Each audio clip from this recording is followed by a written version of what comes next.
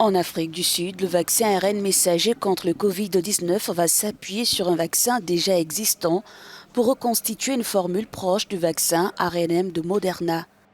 Cette technologie consiste à injecter dans l'organisme des brins d'instructions génétiques qui dictent aux cellules du patient ce qu'il faut fabriquer pour lutter contre la maladie.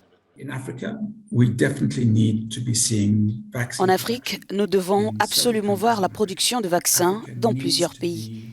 L'Afrique doit devenir autonome dans la production de vaccins au cours des 20 prochaines années.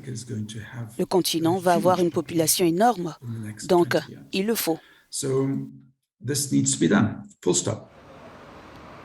Alors que les vaccins ARNM existants doivent être stockés à basse température, la formule d'Afrigène ne nécessitera idéalement que peu ou pas de réfrigération.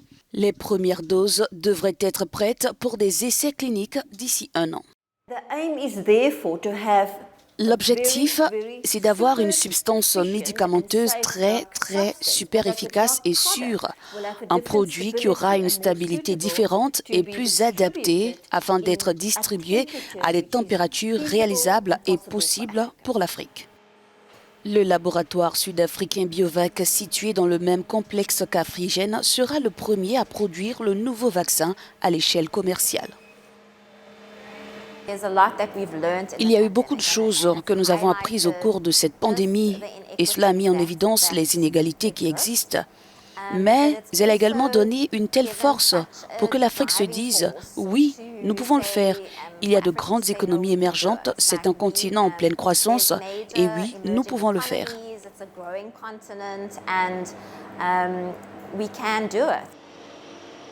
Plusieurs autres projets de production de vaccins anti-Covid en Afrique sont à l'étude en Algérie, au Maroc, en Égypte, au Nigeria, au Rwanda ou encore au Sénégal.